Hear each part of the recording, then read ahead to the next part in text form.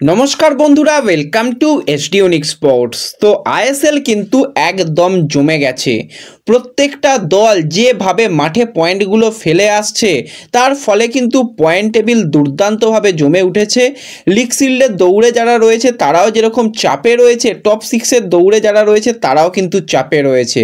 তো সেরকম আজকে আমরা একটা হাড্ডাহাড্ডি ম্যাচ দেখলাম। সেই ম্যাচ নিয়ে কথা বলার সাথে সাথে ইস্ট বেঙ্গলকে নিয়ে আলোচনা রয়েছে এবং একজন দুর্দান্ত প্লেয়ারকে নিয়েও কথা বলার রয়েছে এই ভিডিওতে।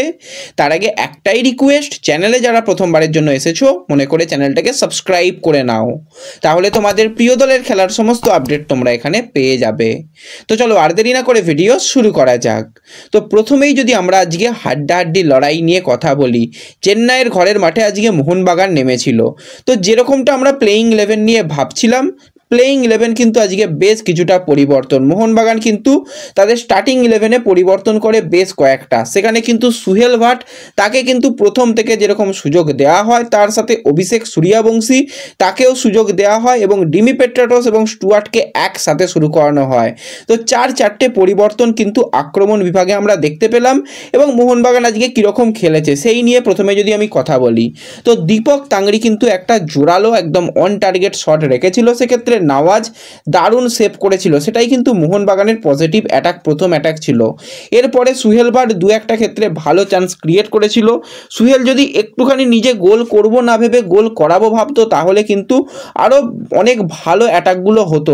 একটা ক্ষেত্রে তো অন টার্গেট ছিল না, সেখানে কিন্তু একদম ডিমি দুর্দান্ত পজিশান নিয়েছিল, তাকে কিন্তু পাস দেওয়া যেত, যেটা কিন্তু অন্যান্য সময় আমরা দেখেছি যে লিস্টন বা মনবীর কিছু ক্ষেত্রে পাস দেয় বা লিস্টনও পাস দেয় না যদিও। তো সেক্ষেত্রে সুহেল সেখানে অন টার্গেট শট রাখে। এছাড়া যে স্টুয়ার্ট, তাকেও কিন্তু আহামরি ছন্দে আজকে পাওয়া গেল না। হ্যাঁ, বেশ কয়েকটা জায়গায় ফাউল আর্ন করেছে, বেশ কয়েকটা জায়গায় কিন্তু ডুয়েল উইন করেছে, কিন্তু যেই স্টুয়ার্টের একটা ক্রিয়েটিভিটি, মাঠে একটা তার যে ইম্প্যাক্ট, সেটা কিন্তু আজকে কিছুটা হলেও মিসিং লাগলো। অভিষেক সূর্যবংশী অনেক দিন বাদে সে সুযোগ পেল। অভিষেকের খেলা আমি বলবো ভালোই খেলেছে, খুব একটা খারাপ নয়, ঠিকঠাকই খেলেছে। তো ওভারঅল কিন্তু আজকে মোহনবাগান মাঝারি মানের ফুটবল খেলেছে। দুর্দান্ত যে ছন্দে মোহনবাগান ছিল সেখানে দেখা যায়নি। একটা ক্ষেত্রে তো বলবো টম অলরেড দারুণ কিন্তু ডিফেন্স করেছে। আলবার্টো রড্রিগেজও কিন্তু অন টার্গেট জোরালো শট রাখতে গিয়েছিল, সেটা অন টার্গেট ছিল না। ডিফেন্সের ক্ষেত্রে কিন্তু দারুণ করেছে। আর যদি আমরা অ্যাটাক নিয়ে কথা বলি, টোটাল কিন্তু মোহনবাগান 10টা শট করলেও মাত্র দুবার নওয়াজের কাছে কিন্তু কঠিন পরীক্ষা হয়েছিল এবং দুটো ক্ষেত্রেই কিন্তু শট অন টার্গেট সেভ করে দেয় নওয়াজ। আজকে কিন্তু নওয়াজ ব্রিলিয়ান্ট, তার জন্য ম্যাচ গেছে। জন্মদিনের দিন নওয়াজ কিন্তু দারুণ খেলেছে এবং মোহনবাগানের কাছেই কিন্তু বল অনেক বেশি ছিল, 70% বল নিয়ে কিন্তু তারা পুরো ম্যাচ ডমিনেট করেছে। কিন্তু দিনের শেষে আজকে 2 পয়েন্ট মাঠে ফেলে আসতে হলো। হ্যাঁ, এটাও বলা যায় যে ভিশালের ক্ষেত্রেও চ্যালেঞ্জ করেছিল ভিশালকে কয়েকবার, কিন্তু সেইভাবে ভিশালের ওপর খুব একটা চাপ রাখতে পারেনি উইলমার জর্ডান গিল। আর আজকে আমি যে প্লেয়ারের প্রশংসা করব সেটা হচ্ছে এলসিনো। ইনজুরি থেকে ব্যাক করে আস্তে আস্তে ছন্দে ফিরছিল। আজকেও কিন্তু ব্রিলিয়ান্ট ম্যাচ গেছে এলসিনোর জন্য। পুরো ম্যাচ কন্টিনিউ করতে পারেনি, আবার হেড ইনজুরি, কিছুটা তার মনে হচ্ছিল মাথা ঘুরছিল। তো তবুও কিন্তু আজকে এলসিনো দারুণ করেছে। আর আজকে প্রথম থেকেই কিন্তু প্রীতম কোটালকে স্টার্টিং 11-এ রাখা এবং প্রীতমের জন্যও কিন্তু আজকে ভালো ম্যাচ গেছে। প্রীতম কিন্তু খুব একটা জায়গা ছাড়েনি এবং অপরদিকে ভিগনেসকেও আজকে সুযোগ দেওয়া হয়েছিল, ভিগনেসও কিন্তু ভালো খেলেছে।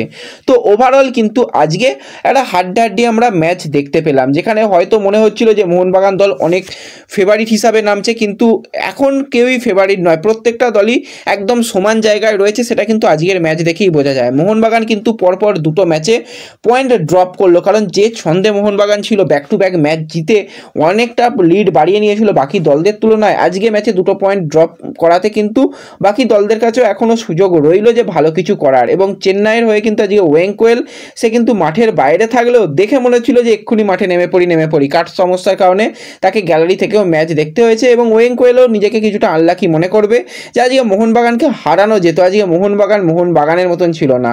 তো সেই জায়গাতে মোটামুটি একটা ভালো ম্যাচ হয়েছে। তো তোমরা কীরকম ম্যাচটাকে এনজয় করেছো অবশ্যই কমেন্টে জানিও। তো এরপরে যদি আমরা কথা বলি একটুখানি আনোয়ার আলীকে নিয়ে, তো তাকে নিয়ে তোমাদের কালকেই আপডেট দিয়েছি। জানিয়েছিলাম যে তাকে নিয়ে চিন্তার কারণ রয়েছে, কারণ এক্ষুনি যে মাঠে নামতে পারবে না। আজকে ইস্টবেঙ্গল যেখানে রিকভারি শুরু করে দিল পরবর্তী ম্যাচের জন্য, তো প্রথম দিনের যেটা রিকভারি সেশন সেখানে কিন্তু আনোয়ার আলী সে আসেনি, একদমই টিমের সঙ্গে আসছে না এবং সে মূলত এখন রেস্টের মধ্যেই রয়েছে এবং তাকে ছাড়াই কিন্তু আজকে দল অনুশীলন করলো। বাদবাকি প্লেয়াররা কীরকম কী অনুশীলন করলো সেটা পরে তোমাদের আপডেট দিয়ে দেবো, কিন্তু আনোয়ার আলী আজকে অনুশীলনে অনুপস্থিত ছিল। তার সাথে সাথে যদি আমরা একজন কেরালার প্লেয়ারকে নিয়ে কথা বলি, এই প্লেয়ারকে হয়তো অনেকেই ভুলে গেছে, হ্যাঁ ভোলাটাই স্বাভাবিক। 26 বছর বয়সী ভারতীয় সেন্টার ফরওয়ার্ডের প্লেয়ার ঈশান পান্ডিতা তো কেরালা ব্লাস্টার্সের সঙ্গে যুক্ত রয়েছে শুধুমাত্র ওই অন পেপার, কারণ অন ফিল্ড তাকে দেখাই যায় না, বেঞ্চেও দেখা যায় না, খুব একটা ইনজুরির সমস্যা নিয়েই সে ভুগে যাচ্ছে। এই সিজনে আইএসএলে সিঙ্গেল মিনিটও গেম টাইম পায়নি এবং ডুরান্ড কাপে তারও গেম টাইমের খুবই অভাব ছিল, তবু 2-1 মিনিট গেম টাইম পেয়েছিল। তো অনেক দিন বাদে কিন্তু ঈশান এবার প্র্যাকটিসের মধ্যে নামলো। এবার ঈশানকে কিন্তু আর রাখতে চাইছে না কেরালা ব্লাস্টার্স, তারা চাইছে ঈশানের সাথে কন্ট্রাক্ট টার্মিনেট এখনই করে নিতে। তার 31 মে পর্যন্ত কন্ট্রাক্ট থাকলেও কিন্তু তাকে নিয়ে আর কোনো রকম প্ল্যানিংয়ের মধ্যে রাখতে চাইছে না। যদি উইন্টারেই তার সাথে কন্ট্রাক্ট টার্মিনেট করে নেয় কেরালা, তাহলেও আমরা অবাক হব না, বা অন্য কোনো ক্লাবে যদি তাকে লোনেও পাঠিয়ে দেয় তাহলে অবাক হব না। তো ঈশানের জন্য সত্যি খারাপ লাগছে। অনেক হাইপ নিয়ে বলতে গেলে সে জামশেদপুর ছেড়ে কেরালায় গিয়েছিল, যে গিয়ে অনেক বেটার কিছু করবে, ইস্টবেঙ্গলের অফার থাকলেও কিন্তু শেষ পর্যন্ত দেখা যাচ্ছে যে ঈশানের সেই সিদ্ধান্ত খুব একটা ভালো যায়নি তার জন্য।